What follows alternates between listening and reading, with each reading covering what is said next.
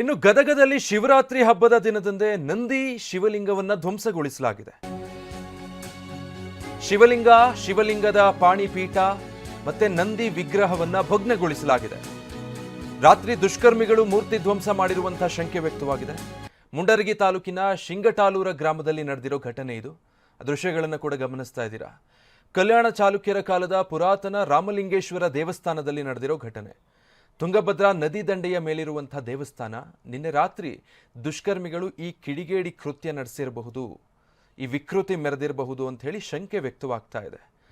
ಇವತ್ತು ಶಿವರಾತ್ರಿ ಹಬ್ಬ. ನಿನ್ನೆ ರಾತ್ರಿ ದೇವಸ್ಥಾನಕ್ಕೆ ದುಷ್ಕರ್ಮಿಗಳು ನುಗ್ಗಿ ನಂದಿ ಮತ್ತೆ ಲಿಂಗದ ಪಾಣಿಪೀಠವನ್ನ ಧ್ವಂಸ ಮಾಡಿರುವಂತಹ ದೃಶ್ಯಗಳಿದು.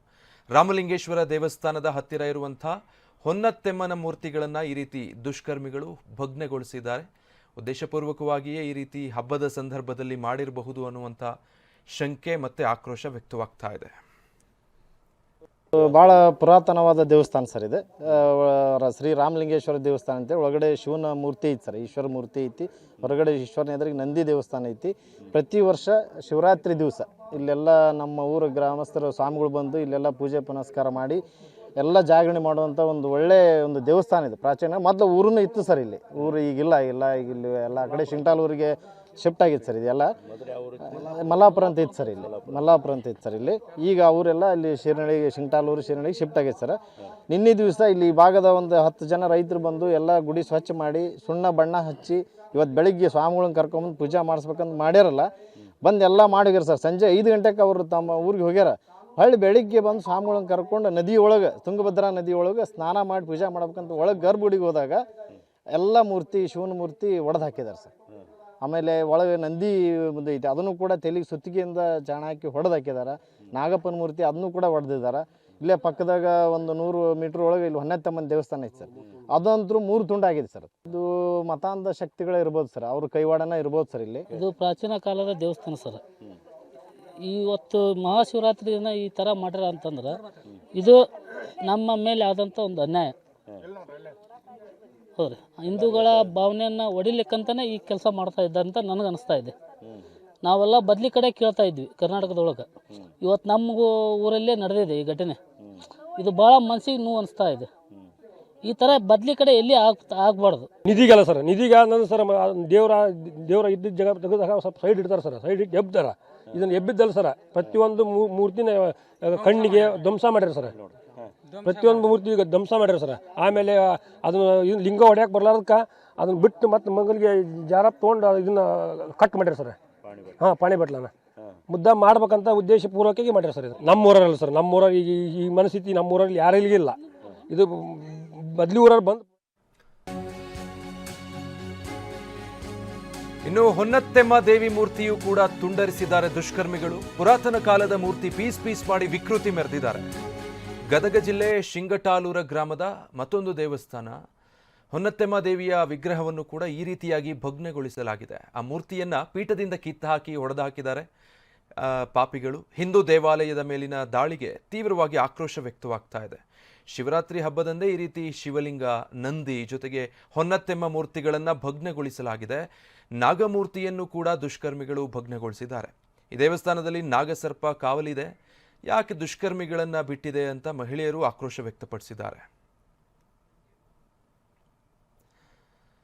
ಸೊ ಘಟನೆ ಸ್ಥಳದಿಂದ ನಮ್ಮ ಪ್ರತಿನಿಧಿ ಸಂಜೀವ್ ಒಂದು ಪ್ರತ್ಯಕ್ಷ ವರದಿ ಕೊಟ್ಟಿದ್ದಾರೆ, ನೋಡೋಣ. ಇವತ್ತು ನಾಡಿನೆಲ್ಲೆಡೆ ಶಿವರಾತ್ರಿ ಸಂಭ್ರಮ ಬಲು ಜೋರಾಗಿದೆ. ಎಲ್ಲೆಲ್ಲಿ ಕೂಡ ಶಿವ ನಾಮಸ್ಮರಣೆ ನಡೀತದೆ, ಜಪ ನಡೀತಾ ಇದೆ, ಪೂಜೆ ಪುನಸ್ಕಾರಗಳು ಕೂಡ ನಡೀತಿವೆ. ಆದರೆ ಗದಗ ಜಿಲ್ಲೆ ಮುಂಡರಗಿ ತಾಲೂಕಿನ ಶಿಂಗಟಾಲೂರ ಗ್ರಾಮದ ಬಳಿ ಇರುವಂಥ ಐತಿಹಾಸಿಕ ದೇವಸ್ಥಾನದಲ್ಲಿ ಶಿವಲಿಂಗವನ್ನು ಕೂಡ ದುಷ್ಕರ್ಮಿಗಳು ಭಗ್ನ ಮಾಡಿ ಹೋಗಿದ್ದಾರೆ. ಈಗ ಅದೇ ಒಂದು ಗ್ರಾಮದ ದೇವಸ್ಥಾನ ಬಳಿ ಇದ್ದೇವೆ ನೋಡ್ಬೋದು. ಈಗಾಗಲೇ ಇಲ್ಲಿ ಗ್ರಾಮಸ್ಥರು ಕೂಡ ಸಾಕಷ್ಟು ಸಂಖ್ಯೆಯಲ್ಲಿ ಕೂಡ ಈಗ ಗ್ರಾಮಸ್ಥರು ಜಮಾವಣೆಯಾಗಿದ್ದಾರೆ. ಈ ಭಾಗದಲ್ಲಿ ನಾವು ತೋರಿಸ್ತೀವಿ. ಇದು ಕಲ್ಯಾಣ ಚಾಲುಕ್ಯರ ಕಾಲದ ಶ್ರೀ ರಾಮಲಿಂಗೇಶ್ವರ ದೇವಸ್ಥಾನ ಅಂತ ಹೇಳಲಾಗ್ತಾ ಇದೆ. ಈಗ ಐತಿಹಾಸಿಕ ದೇವಸ್ಥಾನ ಈಗ ದುಷ್ಕರ್ಮಿಗಳ ಅಟ್ಟಹಾಸಕ್ಕೆ ಸಂಪೂರ್ಣ ಏನು ಶಿವಲಿಂಗ ಆಗಿರ್ಬೋದು, ನಂದಿ ಮೂರ್ತಿ ಆಗಿರ್ಬೋದು, ಎಲ್ಲವೂ ಕೂಡ ಭಗ್ನಗೊಂಡಿವೆ. ಏನು ನಿನ್ನೆ ಸಂಜೆ ವೇಳೆಗೆ ಇವತ್ತು ಶಿವರಾತ್ರಿ ಏನು ಸಂಭ್ರಮ ಇತ್ತು, ಇವತ್ತು ಶಿವರಾತ್ರಿ ಸಂಭ್ರಮ ಆಚರಣೆ ಹಿನ್ನೆಲೆಯಲ್ಲಿ ಗ್ರಾಮಸ್ಥರು ಕೂಡ ಇಡೀ ದೇವಸ್ಥಾನಕ್ಕೆ ಸುಣ್ಣ ಬಳಿದು ಅಗ್ದಿ ಒಂದು ಸ್ವಚ್ಛತೆ ಕಾರ್ಯವನ್ನು ಮಾಡಿ ಹೋಗಿದ್ದಾರೆ. ಆದರೆ ನಂತರ ನಡುರಾತ್ರಿಯಲ್ಲಿ ಎಂಟ್ರಿ ಹೊಡೆದಂಥ ದುಷ್ಕರ್ಮಿಗಳು ಈಗ ಇಲ್ಲಿ ನೋಡ್ಬೋದು, ಈಗ ಶಿವಲಿಂಗ ಮುಂದೆ ಇರುವಂತಹ ನಂದಿ ಮೂರ್ತಿ ಕೂಡ ಈಗ ಭಗ್ನ ಮಾಡಿ ಹೋಗಿದ್ದಾರೆ. ಇದು ಭಗ್ನ ಆದಂಥ ಇನ್ನೊಂದು ಭಾಗ ಇಲ್ಲಿ ಕೆಳಗಡೆ ಬಿದ್ದಿದೆ. ಇದು ಕಲ್ಯಾಣ ಚಾಲುಕ್ಯರ ಕಾಲದ ಐತಿಹಾಸಿಕ ದೇವಸ್ಥಾನ. ಆದರೆ ದುಷ್ಕರ್ಮಿಗಳ ಅಟ್ಟಹಾಸಕ್ಕೆ ಇವತ್ತು ನಂದಿ ಮೂರ್ತಿ ಕೂಡ ಸಂಪೂರ್ಣ ಭಗ್ನಗೊಂಡಿದೆ. ಒಳಭಾಗದಲ್ಲಿ ಕೂಡ ನಾವು ತೋರಿಸ್ತೀವಿ. ಶಿವಲಿಂಗ ಕೂಡ ಈಗ ಭಗ್ನ ಮಾಡಿದ್ದಾರೆ. ಯಾಕೆಂತಂದರೆ ಅಲ್ಲಿ ನೋಡ್ಬೋದು, ಶಿವಲಿಂಗ ಕೂಡ ಮೇಲ್ಭಾಗದಲ್ಲಿ ಭಗ್ನಗೊಳಿಸಿದ್ದಾರೆ ದುಷ್ಕರ್ಮಿಗಳು. ಭಾಗದಲ್ಲಿ ಪಾಣಿಪೀಠದ ಏನು ಅದು ನೀರು ಹರಿದು ಹೋಗ್ತದೆ, ಆ ಪಾಣಿಪೀಠದ ಭಾಗದಲ್ಲೂ ಕೂಡ ಅದನ್ನು ಕೂಡ ಜಖಮ್ ಮಾಡಿದ್ದಾರೆ. ಒಟ್ಟಾರೆಯಾಗಿ ಏನು ಮತಾಂಧ ಶಕ್ತಿಗಳೇ ಇದೊಂದು ಕೆಲಸ ಮಾಡಿದ್ದಾರೆ ಅಂತೇಳಿ ಈಗಾಗಲೇ ಗ್ರಾಮಸ್ಥರು ಆಕ್ರೋಶ ವ್ಯಕ್ತಪಡಿಸಿದ್ದಾರೆ. ಯಾಕಂದರೆ ನಮ್ಮೂರು ಸಿಂಗ್ಟಾಲೂರು ಅಂತಂದರೆ ಇಲ್ಲಿ ಎಲ್ಲ ಧರ್ಮದವರು ಕೂಡ ಬಹಳ ಅನ್ಯೋನ್ಯವಾಗಿದ್ದೀವಿ. ಆದರೆ ಹೊರಗಡೆಯಿಂದ ಬಂದಂಥ ಮತಾಂಧ ದುಷ್ಟ ಶಕ್ತಿಗಳು ಈ ಒಂದು ಕೃತ್ಯ ಮಾಡಿದ್ದಾರೆ ಅಂತಲೂ ಹೇಳಿದ್ದಾರೆ.